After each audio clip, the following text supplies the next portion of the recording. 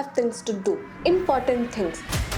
A dream, a career move, a fitness goal, and yet, day after day, you watch yourself do nothing. You sit down ready to start, but time slips away. Maybe you just check your phone for 10 seconds, or maybe you tell yourself that I'll start in 10 minutes.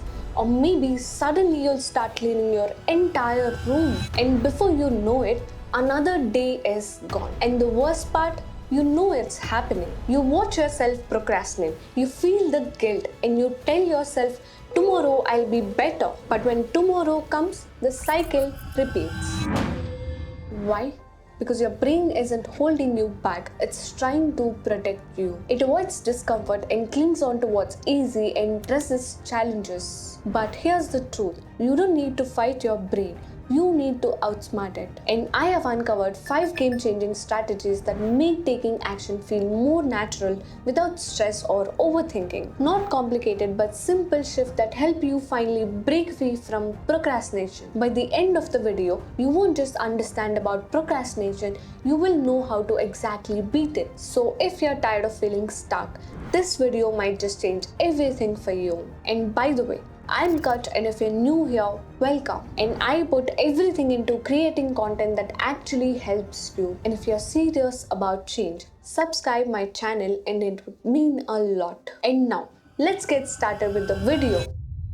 Step 1. Right now your brain is addicted to the most easiest and comfortable option available. Scrolling is easier than studying, and watching Netflix is easier than working on a task, and snacking is easier than going to a gym. Your brain will always push you toward the path that is of least resistance. The more you choose easy, the harder it gets to choose hard. And that is why the biggest mistake that people do is waiting to feel motivated. And the truth is, motivation doesn't come before action, it comes after. And the solution for this is to reduce resistance. The trick is to make starting so easy that your brain has no reason to resist. For example, if I just want to work out, instead of overthinking of how much time it'll take, what I have to do in the gym, I just put on my shoes. Because once I do that, my brain won't allow me to take them off without doing at least something. And if I need to write, I open my laptop and start typing something. And once I do that and words are on the page, my brain feels the need to keep going. And this happens because of something called the Zeigarnik effect. Our minds don't like feeling things unfinished. It's why stopping mid-task makes it harder to walk away. So if you're struggling to start, just begin with the smallest part of it and your brain will do the rest. But even if you start, you might still be wasting your entire energy on the wrong things. And let's see how to solve that. Second step. Most people start their day with emails, messages, or some easy tasks. By the end of the day, they tell themselves that at least I was productive. But were they? Or were they keeping themselves busy to avoid some actual real work? And here's the truth. Not all tasks that we do are equal. Some tasks will change your life and others will make you feel very productive. I used to start my day with easy tasks. By the time I got to real work, I was tired, procrastinating and all of it. And that's when I learned about this 80/20 rule. What is that?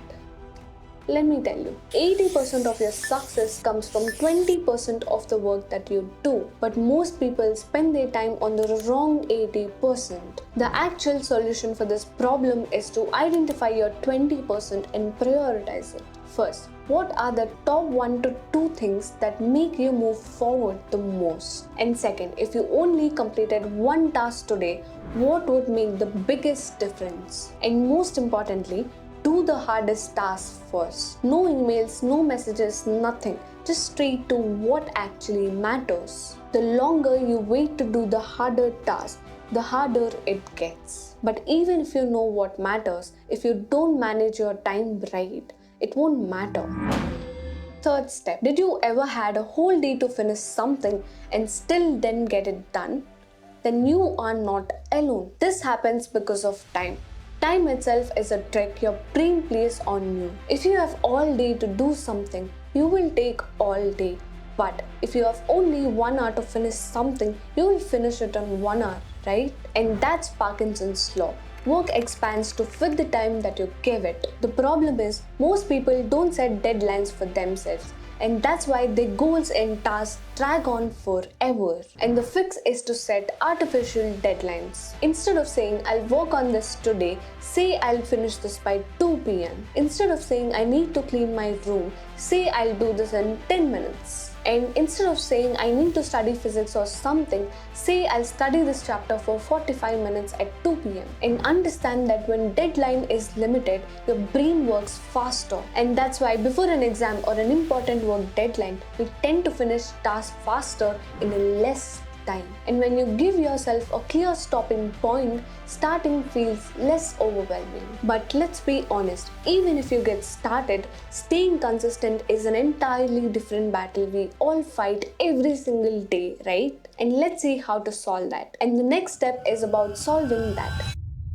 You were doing great, working out, studying, staying on track. But because of the one bad day, suddenly everything stopped. One mistake turns into a week, then a month. And suddenly you are saying, I'll start fresh next year. And isn't it funny how we never miss a Snapchat streak, but we break the most important streaks in our real life?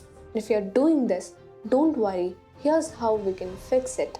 Never have a zero day. Even if you're tired, busy, or unmotivated, do something. If you don't have time for full workout, work for 10 minutes. If you can't write a full page, write one paragraph. And if you're too exhausted to study for hours, study one chapter. It's really not about how much you do, it's about keeping the habit alive. Because once you stop, restarting can feel 10 times harder. But even with consistency, most people fail because they assume their future them will be more motivated.